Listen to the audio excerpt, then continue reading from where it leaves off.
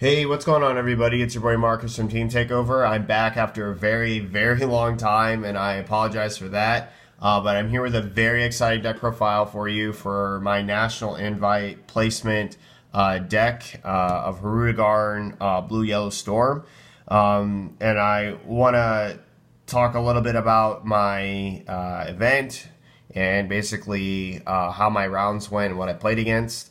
And also, I just want to let you guys know I will be doing a follow up discussion video talking about where I've been.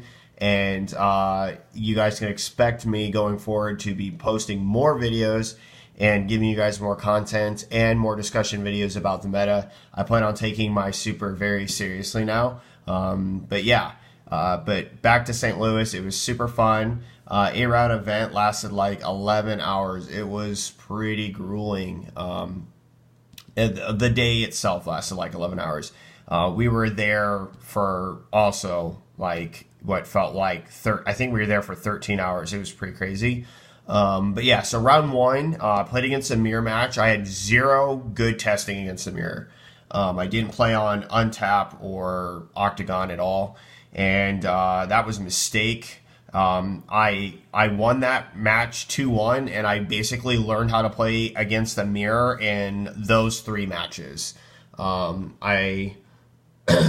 So super crazy. Had to learn to play that on the fly. And then round two played against SS3 Mono Blue, and then destroyed that. Round three, 2-0. My opponent in the mirror. Round four was my first loss, and it was to a guy who was like super arrogant. It was really, really annoying. Like after game one, when he won, he told me that Videl was better to play on turn two than Goten, so he could get more card advantage, keep himself alive, and then kill me on turn three. Like, it was the worst thing ever. And then after that, like after he won 2-0, he proceeded to tell me that I had too many extra cards, like Nimbus was bad. He literally said the words, Nimbus was bad. I was like not listening seriously to any opinion that he had after that. So just it was bad. It was bad. I was kind of salty, but I pulled it together and I said, you know what, I'm gonna do well the rest of the day. And so that was round four. Round five, 2-0. Round six had a very frustrating and awkward moment. So I win game one swiftly. Game two starts. He chooses to go first, and he starts playing cards, but he'd only set 6 life down, and I didn't notice. He noticed. He brought it to my attention, and I was way too nice. Do not do this. If you're, don't make my mistake.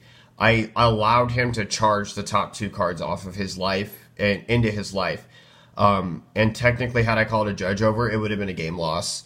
And I was pretty confident in my ability to win the mirror by this point in the tournament. And basically, we ended up drawing because of time, and it was a mistake. That should have been a win on the spot in my book, and my record could have looked better, but that's neither here nor there, and that's what happened. So round 7, Swift 2-0. That guy, he just didn't have any cards. He just didn't have cards. And round 8 was against SS3 Blue-Red. And by that point in the day, I had not eaten since 8 in the morning, and I am not kidding. My mental fatigue just kicked me into autopilot mode. And I crushed him game 1. Game 2 was rhythmic, but the new Vegito was way too powerful. That card's a lot better than Bergamo in the sense that it's harder to get rid of, because you basically have to commit resources, and the cards you're attacking with are so minimal and small. And so basically the biggest attackers, they always save for their weakest coercions, because they'll protect them. They'll protect their Vegitos by playing less combo fodder in hand. So game 2, he stonewalled a Vegito, and I lost the resources to even finish him until I killed it. Like, that's how bad it was. And then round 3, not round 3, but game 3, basically I I went into autopilot, true autopilot mode, and just did not even count the number of unyielding spirit trunks. And I tapped a blue for a foo play when I should have tapped a yellow. And then I hit a Senzu Bean, and I checked my drop and warp, and I immediately realized my misplay, and then he killed me and punished me really hard for overextending. So that was my bad, true misplay on my part. But it is what it is. But we still ended up in 19th place, and I got my Nats invite. So yeah. But I want to give you guys the deck profile. So let's get into that real quick, and look forward to a follow-up discussion video. So I played Hurrigarn. So for those of you who don't know what it does, on this side, when this card attacks a leader, you can discard a battle card, not an extra card, but a battle card. And then draw 2 cards, which is just absolutely insane for fixing your hand or getting rid of cards that aren't as good at the current time for better ones. And if you hit Minotia, like in your opening hand, and you swing with this, and you discard Minotia, it's just an insane plus. It's a +2, and it's downright broken. There are people who did not even play the Minotia engine. Like, all those players are bad. Like, you cannot not play that engine. It's way too good. And then the legs that you add off of Minotia are just really good for blue charge. So yeah. And then untap 2 to awaken at 4 less life. And then awaken Perfection Hurrigarn. When this card swings, if you have 4 more energy, your opponent puts a card on top of the deck and you draw a card. But the draw card's not dependent on you having 4 more energy. It's just, he'll get that draw whether you have 4 energy or not. But also at the same time, if they have more, they have to put a card on top of the deck. So yeah. I played this guy, and I love playing the big one. Looks super cool. So let's get into the deck list real quick. For the MVP of the deck, Bardock, the Progenitor, this card is absolutely like bonkers. I don't understand how it got past R&D, especially with the next card, which is Scrambling Assault, Sun Goten. Like like these 2 cards in tandem are like so stupid. Like I don't understand how somebody missed this in testing. I would take a good look. Like for 1 energy, you get 2 attacks between both of these and 2 cards. Like that's dumb. The amount of advantage you generate literally just crushes your opponent if they don't have Senzu Bean or Flying Nimbus. That's just the bottom line. 2 Adoptive Father Son Gohan. This card is really good because basically at the end of like you playing your Bardocks, when you're down to 1 life, you don't have to take any more life to use swap. And you also can like protect yourself at higher life if you don't really want to have to take damage because you feel like you need the wall. 2 of the worst card in the deck, Bardock Will of Iron. This card is terrible. I would not play it. For starters, every time I tried to play this card, I played it successfully twice, and it did nothing really for me.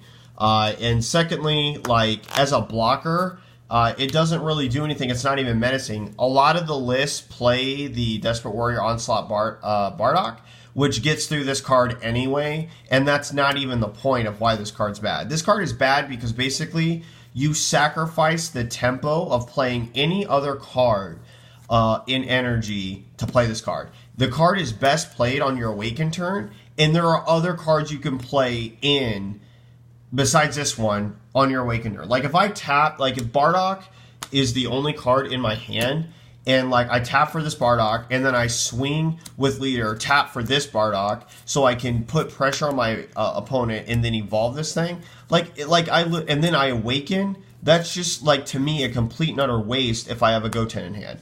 Like I just don't like this card at all. I'm immediately cutting it from the deck.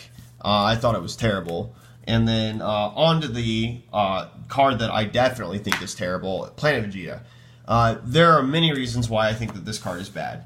A lot of people like it because it can search out like Saiyan. Yeah, search out Saiyan. Like it untaps your your Bardock 8. But one, if I'm not playing this card, like it's in the main deck, it's just not terrible. Like I'll side these cards, but I'm certainly not going to play them in the main. And like the other reason why it's terrible is it's an extra card. Like this card is best played on your first turn, going first. If you, or maybe even going, like maybe if you're going second, it's decent. If you can get Nimbus and then like untap your energy and what have you. But bottom line being is like, it's terrible. Like it's just terrible. Like if you draw it late game, you don't want to see it unless it's charge fodder or you have multiple energies to play this and it not be a detriment to your push it. And like that's just basically it. Like I just didn't like this card or the Bardock. Just personally, they were not my fancy of taste for the deck. For Gene Family of Justice, this was the MVP defense of the deck, hands down. Besides Nimbus, like this in tandem with Nimbus was just insane. 3 of the best defense in the game, flying Nimbus. 2 is an incorrect number to play because 1, you need to see multiples. Multiples extend games. Like this card extends games. If you are playing 2 or 1, like awful. Just it's gonna be terrible. You're gonna have a horrible time. You just need to extend the game to get like basically you need to get your opponent to pass back to you so you can kill them. Pass back to you so you can kill them. Like that's basically what this card does. 3 Successor Hope. Card's pretty good. But don't play it at 4. It clumps because it's an extra card. And then we play 4 of the card that seriously needed something done to it. Good old the Legendary Flute. This card's insane. It just allows for so much cycle utility of the Gotenks. And that whole line, you just plus immensely over your opponent. And it just enables really stupid turn 2 kills. 4 of the better of the untapped cards, Senzu Bean, like all the people who think Unyielding is better than this card, you've lost your minds, okay? Like this card right here is good offensively and defensively. They serve the same purpose by turn 2 because you never tap the blue energy. And then, like, seriously, this card in defense mode in the mirror match is just astronomically better than Unyielding. Like, it's not close. Like, I had a game where I played 2 of these on my Hirudegarn, and my opponent's turn was done. Like, yeah, that's all I need to say.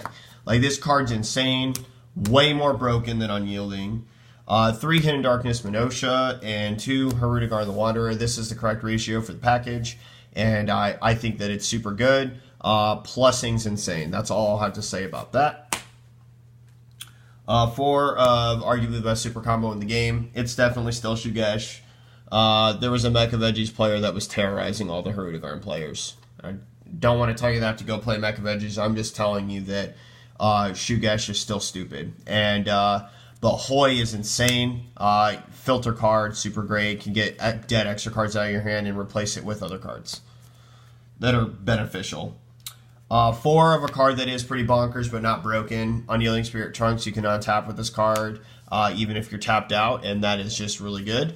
But the other aspect of it is that it is a really good combo extender to just allow you to keep playing. And it's really good. Serves its purpose well in the deck. 2 Scientist Fu is the only Overwhelm we play. We don't play the Bardock Overwhelm. I think that card is bad. Simply because, like, yes, it gets around the blockers. And I totally understand the justification for that. But I don't understand the justification for it when you could play this card over it. Like, this card nets you 2 cards, that card does not. This card puts extra pressure on your opponent. If you really have to get through their blockers, just don't extend the Overwhelm and push through them with Gotenks. Like, that's just my opinion. And I really like Scientist Fu. And then the last 2 cards we played were Furthering Destruction Champa. This is to steal games. I did not play it at 3 because it was very clumpy in my testing. And I just really like the card at 2. Yeah, guys, so that's it. I just want to give a few shout-outs real quick. Shout-outs to my team, Team Takeover. They are incredible. So Jesse, Chris, and Torin, that was the group of guys that I went with. Just huge shout-outs to them for a super great time and a super great event. It was a blast. Huge shout-outs to P2 Collectibles. As always, they are an amazing shop. If you are here in Muncie, 204 East McGalliard Road, please do not be afraid to stop by. Paul and Paige are just absolutely incredible shop owners, and they will take care of you. Huge shout outs to all the people I met at the event, and shout outs to Team Wrecking Ball, my primary testing bed for this event. And yeah, I will see you guys next time, and look forward to the discussion videos and tech going forward. This is Marcus from Team Takeover signing off.